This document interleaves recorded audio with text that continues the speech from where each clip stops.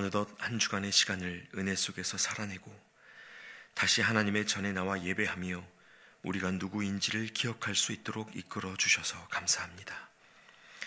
힘없이 반복되는 일상에 때로는 우리가 지치고 흔들리지만 그러나 그럼에도 불구하고 우리를 포기하지 않으시고 붙드시는 하나님의 손길이 있음을 믿사오니 우리가 그 주님을 의지함으로 매일의 삶을 잘 감당할 수 있도록 도와주시옵소서. 우리가 바라는 현실의 변화가 더디고 막막할지라도 하나님의 약속을 끝까지 소망하며 걸어갈 수 있도록 오늘도 우리에게 믿음을 더하여 주시옵소서. 하나님, 오늘은 준비하고 있는 주일의 예배를 위해서 기도합니다. 베데스다와 갈릴리 성전에서 이루어지는 모든 예배의 시작과 끝을 주님 손에 맡겨드리오니 섬기시는 성도님들의 손길을 주께서 기억하시고 사용하여 주셔서 예배의 현장에 나오는 모든 성도님들이 살아계신 하나님을 만나는 역사가 있게 하여 주시옵소서. 안내로, 미디어로, 찬양으로 또 여러 모양의 봉사로 섬기시는 한 분 한 분을 주께서 격려하여 주시고 새 힘 주셔서 예배가 준비되어지는 그 모든 과정이 그 자체로 하나님이 받으실 만한 일상의 예배가 되게 하여 주시옵소서. 또한 하나님, 내일 있을 세례의 입교식을 위해서도 기도합니다. 우리가 그리스도 안에서만 살아갈 수 있는 자임을 고백하며 하나님의 자녀요 공동체의 일원으로 공표되는 이 거룩한 예식 위에 주님이 함께하여 주시고 참여하는 모든 성도님들과 우리 아이들이 하나님과의 더 깊은 사귐을 시작할 수 있도록 인도하여 주시옵소서. 이 예식이 그들만의 신앙 고백이 아니라 함께하는 우리 교회 공동체 모두의 고백이 되도록 하나님께서 모든 시간을 은혜로 이끌어 주시옵소서. 이제 하나님, 오늘도 우리에게 주시는 에스라의 말씀을 봅니다. 오래전 이스라엘 민족의 어지러운 실태를 보며 하나님의 마음으로 통회하고 기도했던 에스라의 마음이 오늘 우리에게도 부어지게 해주시고 맡겨진 삶의 영역 속에서 우리가 성도로서 감당해야 하는 역할이 무엇인지 깨닫는 영적 도전의 시간이 되게 하여 주시옵소서. 지금 우리 곁에 계시며 말씀하여 주실 예수님의 이름으로 기도하옵나이다. 아멘. 이제 오늘 우리에게 주시는 하나님의 말씀 함께 보겠습니다. 하나님의 말씀은 에스라 9장 9절부터 15절까지입니다. 에스라 9장 9절부터 15절까지의 말씀을 한 절씩 교독하시고 마지막 9절은 합독하겠습니다. 우리가 비록 노예가 되었사오나 우리 하나님이 우리를 그 종살이 하는 중에 버려두지 아니하시고 바사 왕들 앞에서 우리가 불쌍히 여김을 입고 소생하여 우리 하나님의 성전을 세우게 하시며 그 무너진 것을 수리하게 하시며 유다와 예루살렘에서 우리에게 울타리를 주셨나이다. 우리 하나님이여, 이렇게 하신 후에도 우리가 주의 계명을 저버렸사오니 이제 무슨 말씀을 하오리이까. 전에 주께서 주의 종 선지자들에게 명령하여 이르시되 너희가 가서 얻으려 하는 땅은 더러운 땅이니 이는 이방 백성들이 더럽고 가증한 일을 행하여 이 끝에서 저 끝까지 그 더러움으로 채웠음이라. 그런즉 너희 여자들을 그들의 아들들에게 주지 말고 그들의 딸들을 너희 아들들을 위하여 데려오지 말며 그들을 위하여 평화와 행복을 영원히 구하지 말라. 그리하면 너희가 왕성하여 그 땅의 아름다운 것을 먹으며 그 땅을 자손에게 물려주어 영원한 유산으로 물려주게 되리라 하셨나이다. 우리의 악한 행실과 큰 죄로 말미암아 이 모든 일을 당하였사오나 우리 하나님이 우리 죄악보다 형벌을 가볍게 하시고 이만큼 백성을 남겨주셨사오니 우리가 어찌 다시 주의 계명을 거역하고 이 가증한 백성들과 통혼하오리이까. 그리하면 주께서 어찌 우리를 멸하시고 남아 피할 자가 없도록 진노하시지 아니하시리이까. 함께 읽습니다. 이스라엘의 하나님 여호와여, 주는 의로우시니 우리가 남아 피한 것이 오늘날과 같사옵거늘 도리어 주께 범죄하였사오니 이로 말미암아 주 앞에 한 사람도 감히 서지 못하겠나이다 하니라. 아멘. 할렐루야. 여러분 잘 오셨습니다. 아침 공기가 꽤나 쌀쌀해졌는데요. 하나님을 사모함으로 예배의 자리를 지키시는 여러분 모두에게 하나님의 격려와 또 은혜가 가득한 하루의 시작 되시기를 소망합니다. 여러분, 어제에 이어서 오늘 함께 읽으신 이 본문 안에서는 여전히 에스라가 드리는 통회의 기도가 이어지고 있습니다. 어제의 내용을 아마도 잘 기억하고 계실 텐데요. 에스라는 그 민족의 지도자들이 하나님 뜻을 거스르는 일에 앞장서고 있다는 소식을 듣고 옷을 찢고 마음을 찢으며 엎드렸습니다. 은혜를 모르고 자기 욕망에 따라 살아가는 사람들의 모습이 하나님 앞에 너무 부끄러워서 차마 얼굴을 들지 못하겠다고 기도할 정도였습니다. 자, 그런데 여러분, 지금 이렇게 울고 있는 에스라의 시대가 어떤 모습이었는지, 그때의 백성들이 얼마나 많은 것을 누리고 있었는지 같이 한번 되짚어 보시면 좋겠습니다. 먼저 여러분, 오늘 본문의 시간적 배경은 유다 백성들이 하나님의 은혜로 예루살렘 복귀를 마치고 그로부터 80년 정도의 세월이 지난 시점이었습니다. 그 사이 백성들이 땅을 회복하고 또 집을 짓고 먹고 살아갈 방편들을 마련했고요. 무엇보다도 하나님 앞에 제사할 수 있는 성전까지 다 재건되어 있었습니다. 이때의 성전을 스룹바벨 성전이라고 부르는데 솔로몬 성전보다는 조금 작은 형태였지만 예배의 처소가 마련되었다는 것만으로도 굉장한 일이었습니다. 또 느헤미야 8장에 보시면 유다 백성들이 바벨론으로부터 3차 귀환을 마친 직후에 에스라가 온 백성들 앞에서 율법책을 낭독하고 함께 예배했던 기록들도 남겨져 있습니다. 말씀을 깊이 묵상하고 또 가르치고 배울 수 있는 정도의 신앙 회복이 이들에게 허락되었다는 것입니다.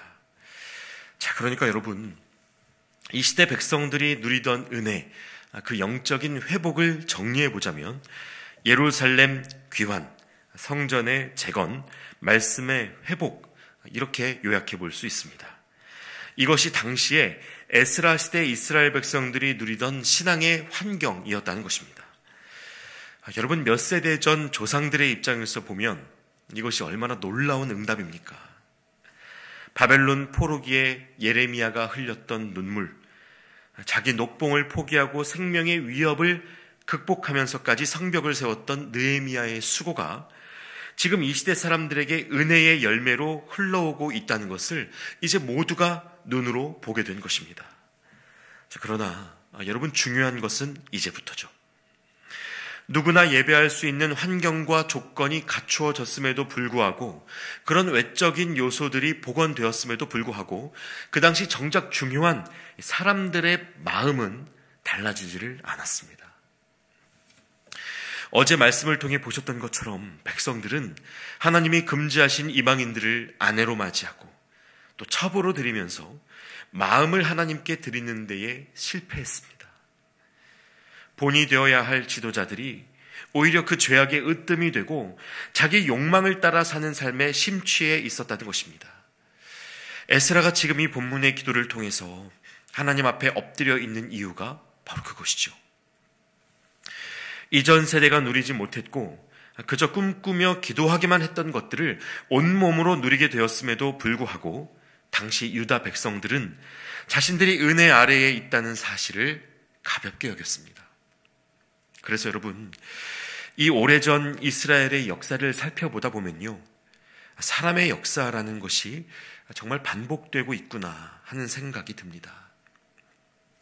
에스라가 기도하는 이 6절 말씀의 내용에 나의 하나님이여, 내가 부끄럽고 낯이 뜨거워서 감히 나의 하나님을 향하여 얼굴을 들지 못하오니 이는 우리 죄악이 많아 정수리에 넘치고 우리 허물이 커서 하늘에 미침이니이다. 이렇게 되어 있었는데요.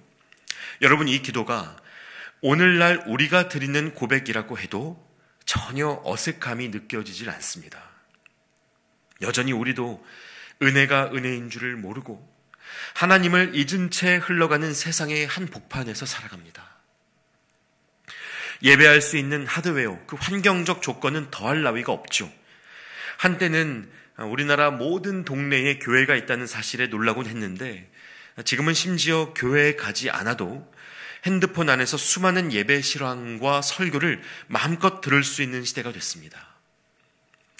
예배하고 말씀 듣는다고 핍박을 당하지도 않고 성경책에 말이 어려워서 읽지 못하는 일도 더 이상은 없습니다. 우리에게 허락된 은혜들을 하나하나 헤아리기 시작하면 다 말할 수도 없는 정도입니다.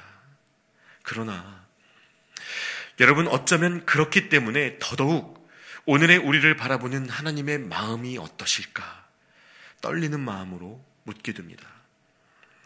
변명할 수 없는 이 은혜 속에서도 여전히 하나님을 배반하고 살아가는 이 시대를 우리가 어떻게 바라봐야 할까? 하나님이 우리에게 기대하시는 것은 무엇일까? 질문하게 됩니다.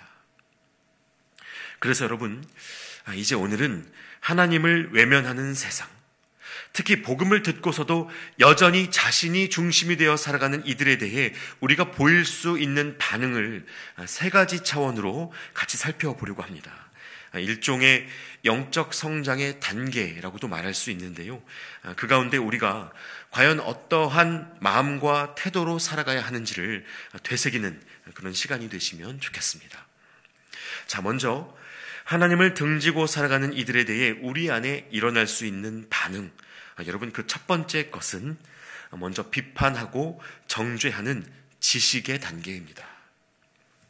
쉽게 말해서 저렇게 살아서는 안 된다고 못마땅히 여기면서 욕하고 등지는 이 원초적인 반응의 단계입니다. 사실 하나님을 알지 못하는 사람들이 이 종교단체에 갖는 기대감을 생각해 볼 때 성도들이 사회적 책임을 다하지 못하거나 도덕적으로 본이 되지 않을 때 질타받는 것은 당연한 일일 수도 있습니다. 적나라한 비판에 정신이 번쩍 들 수도 있고 그러면 안 되겠다라는 반성이 일어날 수도 있겠습니다. 그러나 여러분, 우리가 하나님과 동행하기를 기도한다면 절대로 이 수준의 반응에 머물러 계시면 안 됩니다. 율법에는 죄를 깨닫게 하는 기능이 있죠. 그러나 결코 그 자체로 누군가의 변화를 일으킬 수는 없습니다.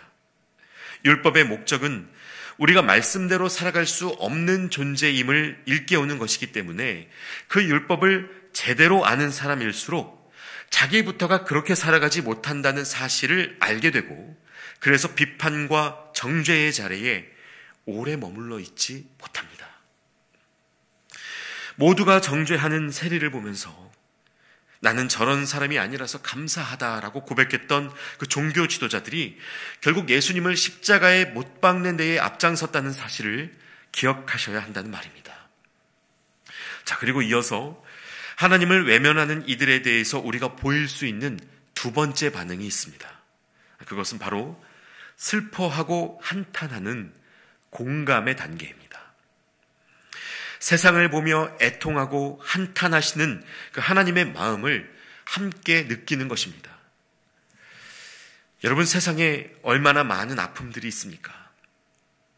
사회의 구석구석을 조금만 둘러보아도 사람들의 급하고 절박한 사정들에 우리가 곧바로 공감할 수 있습니다. 그래서 보이지 않는 하나님을 언제까지 기다려야 할지, 하나님은 왜 계속 침묵하시는지, 그런데도 끝까지 믿음을 지키면서 사는 게 맞는 건지 정말 수많은 질문들이 올라옵니다. 그래서 복음서에 보시면 이 메시아를 기다리는 유다 백성들이 예수님 앞에서 얼마나 많이 우는지 모릅니다. 사랑하는 사람을 잃어서, 먹을 것이 없어서, 건강을 잃어서, 또 소망이 끊어진 것을 보고 수없이 울었습니다. 여러분, 저는 우리 그리스도인들이 적어도 이 눈물을 모르고 살아가는 일이 없기를 바랍니다. 비판하고 정죄하는 이 지식의 단계를 넘어서서 함께 울고 공감할 수 있는 삶의 태도를 보이실 수 있기를 바랍니다. 물론 같이 울어봐야 뭐하냐고, 그런다고 달라질 게 있느냐고 물으실 수 있습니다. 지질하고 답답한 모습으로 보일 수도 있습니다. 그러나 여러분, 믿음의 사람들이 흘리는 이 눈물의 능력을 과소평가하지 않으셨으면 좋겠습니다.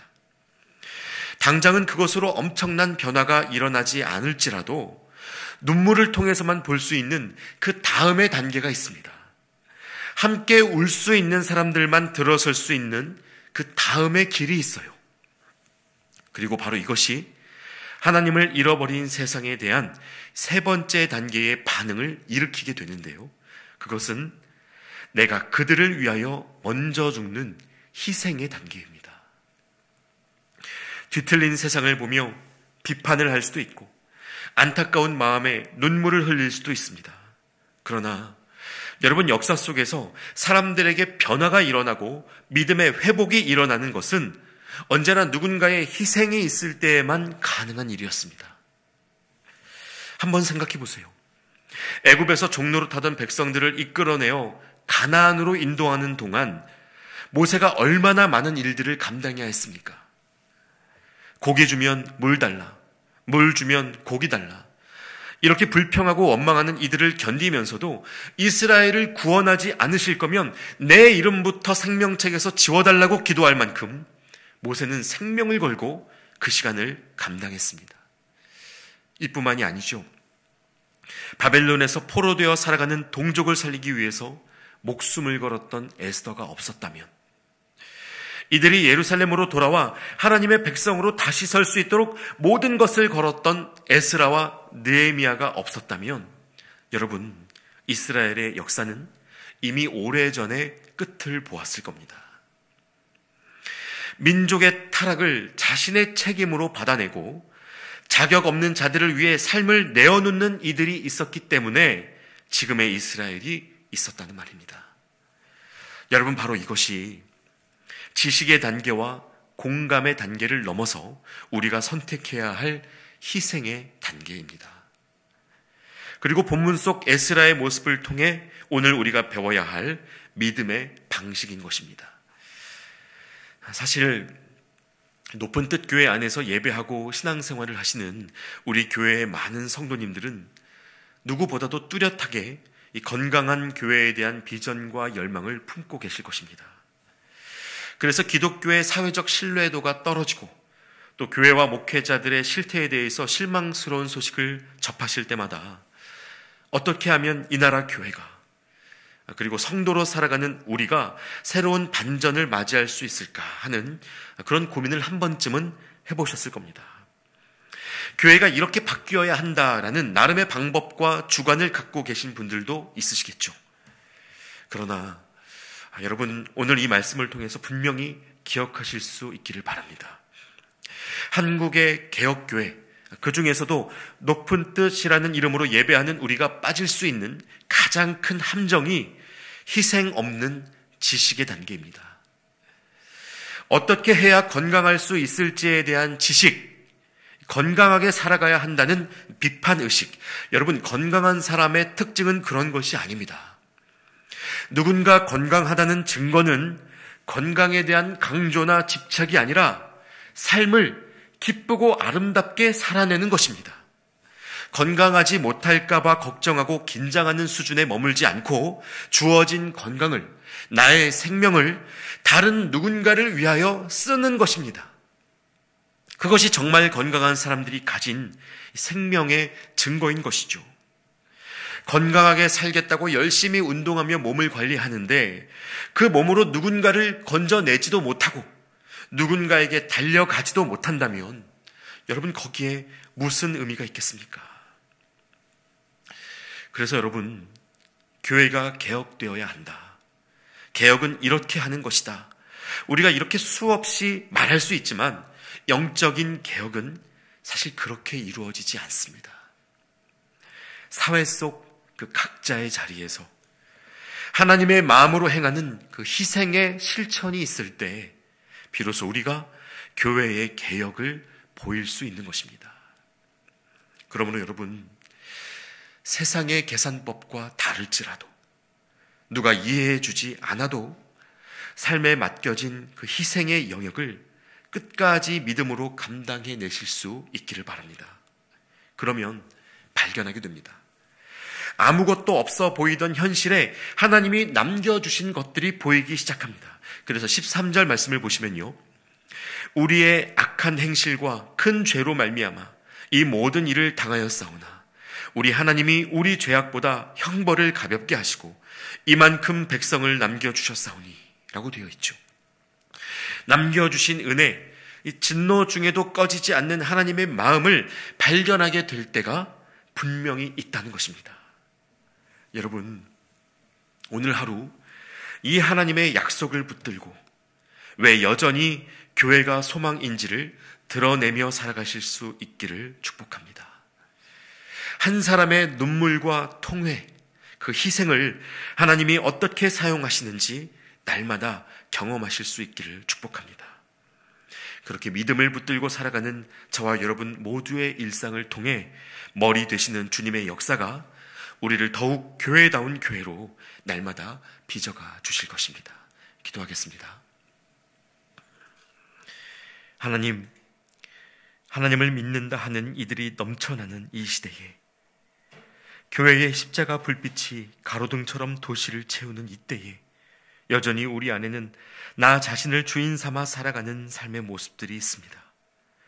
교회가 어떤 곳이냐고 묻는 세상의 질문 앞에 우리가 내어놓을 수 있는 대답이 무엇인지 자신 있게 말할 수 없는 연약함이 우리에게 있습니다.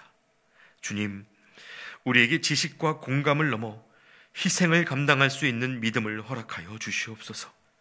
누가 알아주지 않아도 또 다른 보상으로 돌아오지 않아도 오직 하나님의 이름을 영화롭게 함으로 기뻐하는 오늘의 우리가 되게 하여 주시옵소서. 살아계신 예수 그리스도의 이름으로 기도하옵나이다. 아멘. 이제 각자의 기도 제목으로 기도하시겠습니다.